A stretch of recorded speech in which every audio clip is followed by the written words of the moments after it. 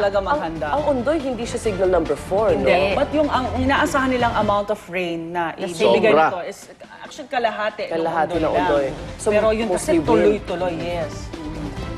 Sa mga kagigising lang po dyan, nagtatanong po kung may pasok ang mga eskwela sa Metro Manila. Ang sagot po, tanging preschool level lamang po ang idineklara ng DepEd na walang pasok dito sa National Capital Region. Kasalukuyan na kasi nakataas ang storm signal number 1 dito sa Metro Manila, pero kung ang mga anak ninyo ay nasa elementary, high school o college level, may pasok po sila. Kaya gising-gising na, at dahil nakataas din ang signal number 1 sa Pangasinan, Tarlac, Nueva Ecija, Polillo Island, Cavite, Bulacan, Pampanga, Bataan, Zambales, Northern Quezon at Rizal, wala rin pong pasok ang preschool level sa mga lugar na yan. Para naman sa lahat ng estudyante, all levels po ito sa mga probinsyang sakop ng Region 1, Region 2 at Cordillera Administrative Region. Suspendido na po ang inyong klase ngayong araw. Inuulit po namin walang pasok ngayon, all levels, para sa Regions 1, 2 at Cordillera Administrative Region. Pero dito po sa Metro Manila at lahat ng mga probinsyang naka-signal number 1 na, may pasok pa rin po maliban nga sa preschool. Kaya malalaman natin sa mapa ng Pag-asa pinapakita, may color coding na rin yung mapa, no? Okay. May ibig sabihin ng dilaw, may ibig sabihin ng pula, may ibig sabihin... Sinishaded na nila yung area kung sa ano yung signal 1, 2, and 3. Hindi ba may parang intertropical convergence zone pa? Meron pang Na low pressure area. May isa pa. Kaya itong sa pag-ulan dito sa Metro Manila kahapon, tsaka nung nagdaang Sabado, hindi po ito yung bagyo. Yes, yes. May iba siyang, mayroon tayong low pressure area na nagdudulot po ng pag-ulan. Na, ang lalakas din, ha? Malakas Nung din. Sabado, lalo na, tsaka nung kahapon din, no? Dapat ng hapon. Yes, actually kagabi ewan ko kung narinig niyo yung mga dagungdung Ay, no? oo, kagabi. Biglang umulan, yes. At sumabay pa sa traffic at sale. Yes, Wala sale namang- ng mga mall. Yes. At ngayon pong may nagbabanta na namang malakas na bagyo. Ito po ang mga mahalagang numerong maaari ninyong tawagan para mahinga ng inyo ng tulong. Ano?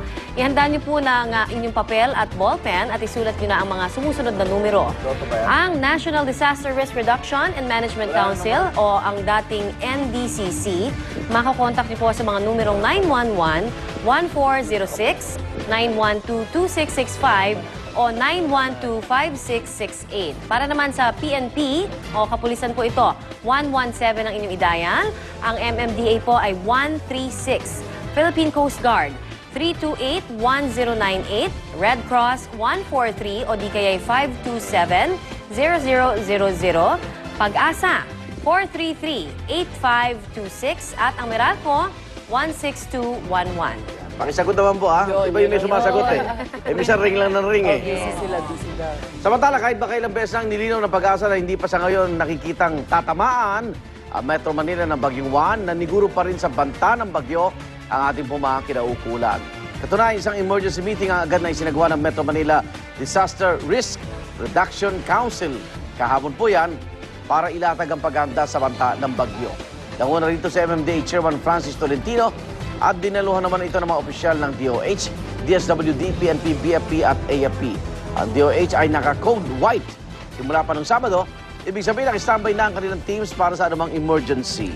Ang Bureau of Fire Protection naman naka-heightened alert. Magpapakalat din daw sila ng mga fire truck at ambulansya para rumisponde sa anumang saklolo.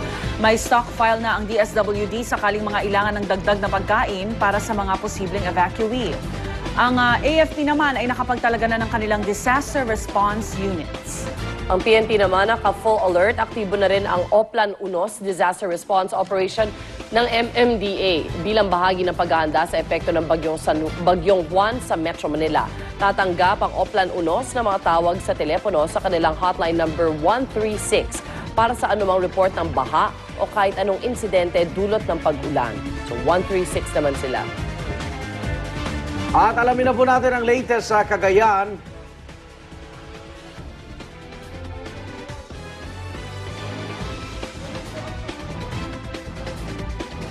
Magtatawag ba tayo sa Cagayan? Isa sa probinsya na nangangamba pong mapuruan ng bagsik na Bagyong Juan at nasa ilalim po ng storm signal number 4. Nagbabantay po doon ngayon si Marisol Abduraman. Marisol, anong obserbasyon mo dyan sa paligid? Sol? Iga, nananatiling ang masamang panahon dito. Yes, nananatili ang masamang panahon dito. Ramdam na ramdam nga natin dito ang hugupit nitong Bagyong Juan simula pa lang ito kagabi. Sa katunayan, sa pag-iikot nga ng GMA News, meron na tayong mga nadaan ng mga barangay na meron na mga nagsilikas sa mga residente na mga nakatira sa mga coastal area. Ayon mismo kasi sa kanila, hindi na nila hinintay pang puntahan sila doon ng Municipal Disaster Coordinating Council dahil sila mismo ang nagkusang magsilikas dahil nakita nga nila at naobserbahan nila na patuloy nga ang pagtaas ng mga tubig at ang paglaki nga ng mga alon. At sa ating obserbasyon nga sa mga coastal area, lalong lumalakas ang hangin habang papalalim ang gabi kagabi. At yung nakikita niyo sa video Igan, yan mismo yung ating mga residente na mga inilikas sa 10 oras ng gabi kagabi nang simula ngang tumaas ang tubig.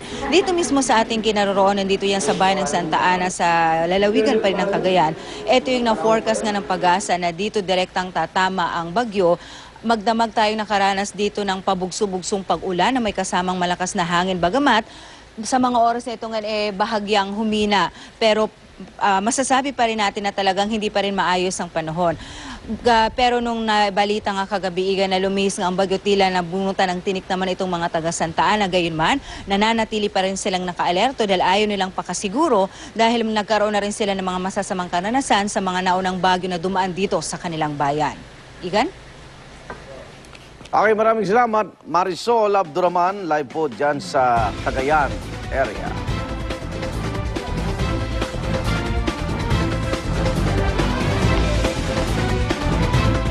Tuloy-tuloy po ang ating paghahanda rin dito sa pagbibigay sa inyo ng mga latest na mga impormasyon kaugnay nitong super typhoon, itong si Bagyong Juan na umaabot po ng 200 mahigit na kilometers per hour na ika nga bilis, pati yung kanilang gustiness, yung pagsik ng hangin niya, umiikot yan 200 kilometro din po kada oras. Walang balita kung may pwedeng tamaan na yung mountain range na pwedeng humina.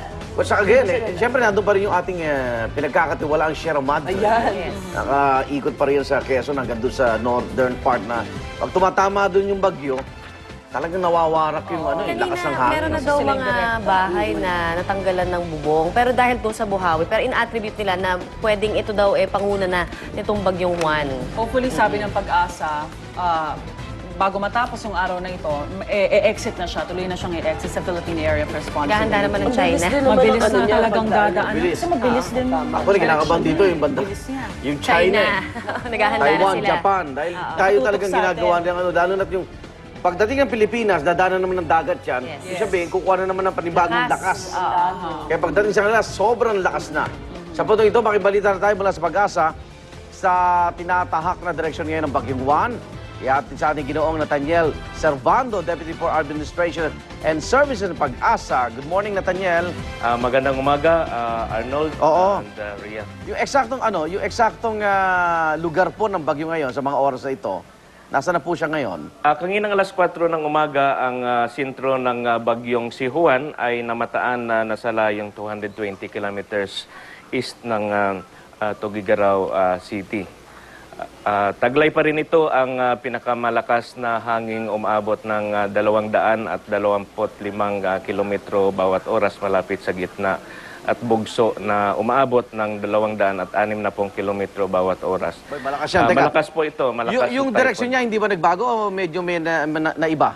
Ang track line ng bagyo so far ay patuloy, ay hindi nagbago. Oo. Inasahan na ito ay maglalandfall ngayong umaga bago magtanghali sa bandang Isabela. Oh, so hindi na Cagayan? Hindi na po, simula Hindi nagbago kagabi. nga po. Oh. So medyo nalihis siya. Imbis sa Cagayan, sa Isabela na po magla-landfall ngayon. Tama po. Mga anong oras po ito, Nathaniel? Inasahan po na maglandfall ito ngayong umaga bago magtanghali between 10 to 11 or even 12 this Ay, morning. tanghali. Okay. Pero sa bilis niya, tatagal ba yung bagyo o mabilis din siyang aalis ng ating area of responsibility? Bahagyang bumagal. Bumagal kasi kagabi ito ay tumatakbo ng 20 kilometro bawat oras. Opo. At sa ngayon ay nagiging 19 na lang na kilometro bawat oras. Yung kulay niyang pula, di ba yun yung tubig? Tama po. So- Inasahan na malakas ang ulan at hangin habang ito ay papalapit sa mga nasasabing lugar. Okay. Yung dadaanan po sa Isabela, Nathaniel, ano pa yung paligid naman? Anong mga signal natin dyan? May nabago ba? Sa ngayon, ang pinaka-latest, ang mga lalawigan na under signal number 4 Oo. ay ang Cagayan, Isabela, Kalinga, Mountain Province at Ifugao. dagdagan. Samantalang signal number 3 ay nakataas na ngayon sa mga lalawigan ng Batanes, Calayan at Babuyan Group of Islands, Oho. Apayao, Benguet, Quirino, Nueva Vizcaya at Northern Aurora.